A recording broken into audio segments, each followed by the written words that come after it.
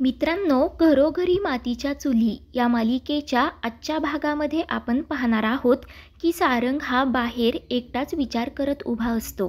त्याच वेळेला ऋषिकेश तिथे येतो आणि सारंगच्या खांद्यावर हात ठेवत विचारतो, कसा आहेस?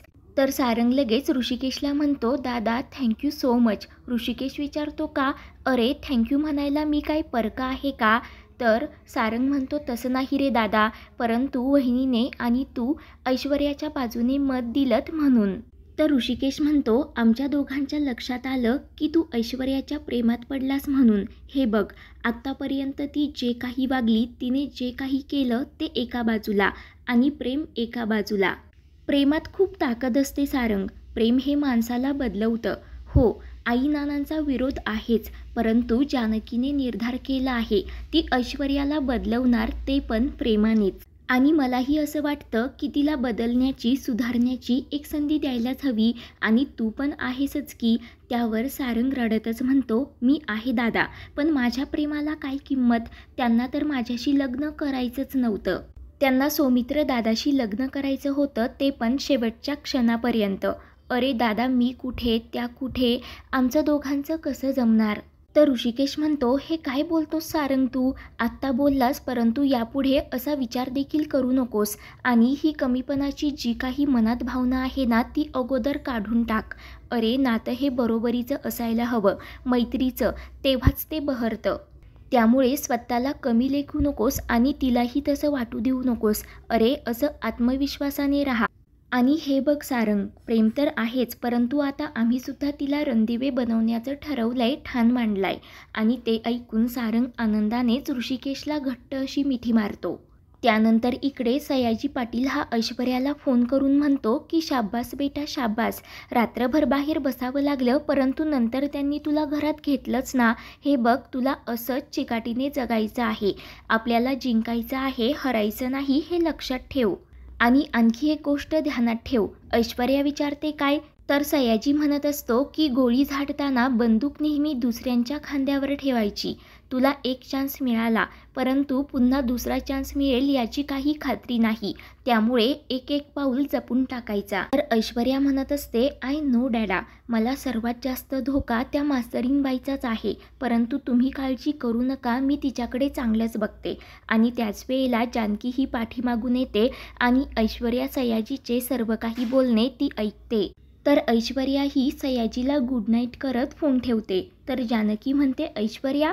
तेव्हा जानकीला समोर पाहताच ऐश्वर्याच्या तर पायाखालची जमीनच हादरते. तेव्हा जानकी विचारते, ऐश्वर्या, अगं अजून तू झोपली नाहीस का? आणि मी तुझ्यासाठी एक वेलकम गिफ्ट आणलंय. तुला आता नव्याने सुरुवात करायची ना? तर ऐश्वर्या म्हणते, हो, नव्याने सुरुवात तर करायची, पण वेलकम गिफ्ट?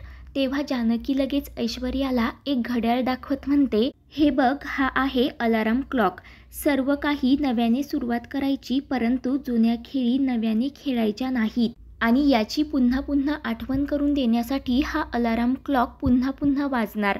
असं म्हणत ती ते घड्याळ ऐश्वर्याच्या हातावर ठेवत म्हणते, तुला माहिती आहे का ऐश्वर्या, मी आणि ऋषिकेशने तुझ्या बाजूने मत दिलं, कारण आता तू ऐश्वर्या सारंग रणदिवे आहेस. त्यामुळे ऐश्वर्याच्या अंगात असलेल्या सर्व काही वाईट गोष्टी बाहेर सोडून द्यायच्या आणि रणदिवेच्या रंगात रंगून जायचं.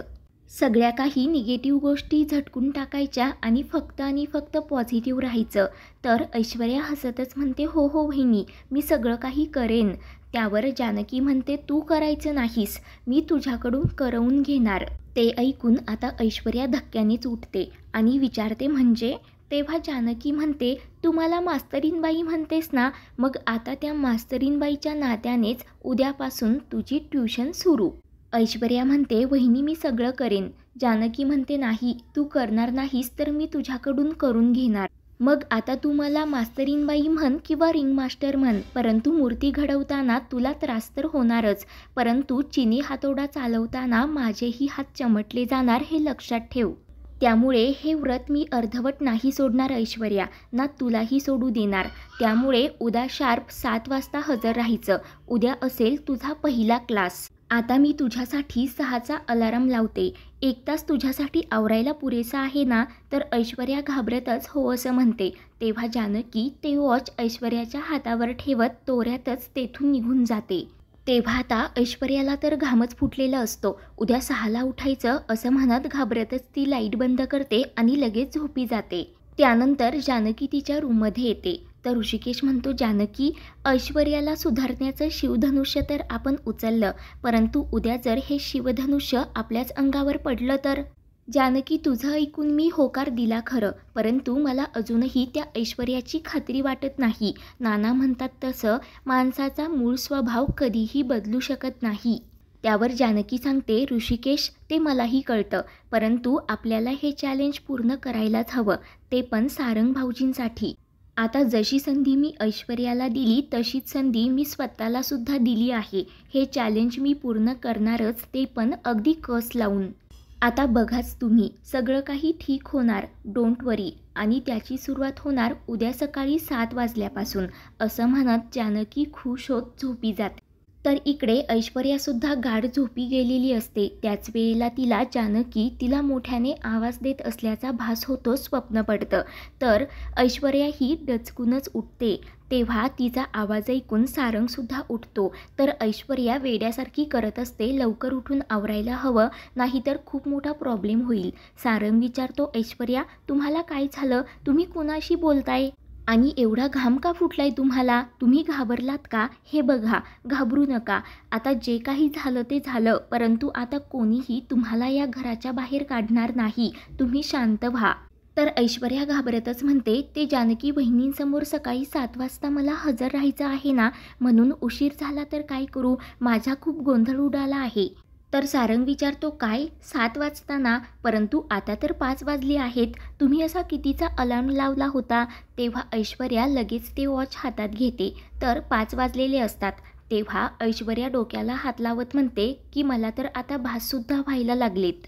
तेव्हा ऐश्वर्याला खूप टेन्शन आलेलं असतं. सारंग म्हणतो, तुम्ही काळजी करू नका, अलार्म वाजायच्या अगोदर मी तुम्हाला 6 वाजता उठवेन, तुम्ही शांतपणे झोपा बरं. हा सारंग लगेच ऐश्वर्यासाठी पाणी आणायला बाहेर जातो. ऐश्वर्या विचार करत असते की डॅडा म्हणाले तसं मला खूप सांभाळून वागायला हवं. आत्ता जी जागा मला या घरात मिळाली ना, ती काहीही करून टिकवून ठेवायलाच हवी. त्यासाठी मला खूप अलर्ट राहायला हवं. त्याच वेळेला सारंग हा ऐश्वर्यासाठी पाणी घेऊन येतो आणि मस्त थंड आहे, वाळा घातलेलं. तुम्हाला चालेल ना, असं विचारतो. तर ऐश्वर्या म्हणते, हो चालेल ना, कारण रणदिवेंच्या सगळ्या काही लाईफस्टाईलशी जुळवून घेण्याचं मी ठरवलं आहे. सारंग विचारतो, आता तुम्हाला बरं वाटतंय ना? तर ऐश्वर्या हो असं म्हणते. सारंग लगेच सोफ्यावर झोपण्यासाठी जातो. ऐश्वर्या म्हणते, सारंग, थँक्यू सो मच आणि सॉरीसुद्धा. तुम्हाला माझा खूप राग येत असेल ना? सारंग म्हणतो, नाही हो, राग तर आपल्या माणसांचा येतो आणि तुम्ही तर मला आपलं मानलंच नाही. पण त्यात तुमची तरी काय चूक? कारण प्रेम हे जबरदस्तीने करता येत नाही आणि जबरदस्तीने पुसतासुद्धा येत नाही. परंतु असो, तुम्हाला काहीही मदत लागली ना, तर या सारंगला सांगा, मी आहे तुमच्यासाठी, असं म्हणत सारंग लगेच झोपी जातो. नंतर दुसऱ्या दिवशी सकाळी आजी चहा पीत असते. त्याच वेळेला ऐश्वर्या धावतच तयार होऊन बाहेर येते. आजी विचारते, अगं, कशाला एवढ्या लवकर उठलीस? जरा उशिरा उठायचं ना? ऐश्वर्या म्हणते, आजी, आता दररोज मला लवकरच उठावं लागणार. तेव्हा आजी विचारते, का? कुणाची ऑर्डर आहे का? त्या जानकीची ऑर्डर दिसते. तेव्हा ऐश्वर्या म्हणते, हो, मास्तरीनबाईंची ट्रेनिंग सुरू होणार म्हणे, रणदिवेंच्या आदर्श सुना कशा असाव्यात यासाठी. तर आजी म्हणते, मी काय म्हणते, थोडंसे तिचं ऐक, तिच्या कलाने घे. आणि हे बघ, ऋषिकेश आणि जानकीच्या मतामुळेच तू या घरात आलीस ना, मग थोडं ऐकलं तर काय बिघडतं? आणि तू जर त्यांच्याशी गोड बोललीस ना, तर ऋषिकेश आणि जानकी नाना व सुमित्राला तुझ्या बाजूने वळवतील. आणि हे बघ, तू मला या घरातील सर्वात लाडकी सून व्हायला हवीस. तर ऐश्वर्यासुद्धा खुश होत म्हणते, आजी, तुम्ही जसं सांगाल ना, जसं म्हणाल ना, तसंच मी वागेल. तर आजीसुद्धा खुश होते. काहीतरी कमवण्यासाठी काहीतरी गमवावंच लागतं ना, असं ती ऐश्वर्याला शिकवते. त्याच वेळेला जानकी ऐश्वर्याला आवाज देते. तर ऐश्वर्या घाबरते आणि पळतच बाहेर येते. ती विचारू लागते की काय करायचं? तेव्हा जानकी सांगते, आपल्याला अगोदर सडा टाकायचा. ऐश्वर्या विचारते, सडा टाकायचा म्हणजे? जानकी म्हणते, हे लक्षात ठेव, आपण दिवसाची सुरुवात अंगणामध्ये सडा टाकून करतो. पूर्वी कसं ना, अंगण शेणाने सारवलेलं असायचं. ते टवटवीत राहावं म्हणून सकाळ संध्याकाळ बायका या सडा टाकायच्या. त्यावरूनच कळतं की घरातील माणसंसुद्धा किती टापटीप आणि नीटनेटकी असतात ते. परंतु आजकाल अंगणामध्ये सडा कोणी टाकत नाही, फरशी असते. परंतु त्या फरशीवर सुद्धा खूप धूळ बसलेली असते. ती धूळ आतमध्ये घरात येऊ नये म्हणून आपण फरशीवर सुद्धा सडा टाकतो. तेव्हा आता जानकी ऐश्वर्याला फरशीवर सडा कसा टाकायचा, पाणी कसं मारायचं ते शिकवत असते. तेव्हा ऐश्वर्या सडा टाकायला जाते तर मंगलताईंच्या अंगावर मागे पाणी पडतं. तर ऐश्वर्या लगेच सॉरी सॉरी असं म्हणते. त्यानंतर ती पुन्हा सडा टाकायला जाते तर स्वतःच्या अंगावरच पाणी पडतं. तेव्हा ओवी ऐश्वर्यावर खूप हसू लागते. तर जानकीसुद्धा ऐश्वर्याची मजा पाहत असते आणि पुन्हा तिला शिकवते. आता तिसऱ्यांदा जेव्हा ऐश्वर्या सडा टाकायला जाते तेव्हा तिच्या हातातील तांब्याच पुढे जाऊन पडतो. तर ओवी आणखी जास्त हसत असते. ते पाहून जानकी म्हणते, ओवी असं मोठ्या माणसांवर हसायचं नाही, ती प्रयत्न करतीये ना, तिला जमेल सुद्धा. आणि ऐश्वर्या तू सुद्धा लक्ष दे. तेव्हा ऐश्वर्या पुन्हा अंगणामध्ये पाण्याचा सडा मारू लागते. त्याच वेळेला नाना समोरून येतात आणि त्यांच्या अंगावरच ते सर्व काही पाणी ओढतं. नाना मोठ्यानेच ओरडतात, काय आहे हे? तर सर्वजण खूपच घाबरतात.